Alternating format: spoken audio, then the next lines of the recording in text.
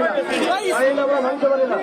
আপনাদেরকে দাবি যে বিষয়গুলো আছে এটা আমি কালকেও বলেছি, আজকে সকালে বলেছি যে আপনাদের নিয়ে আমি কথা বলার ব্যবস্থা করে দিব, আপনার কথা বলবেন।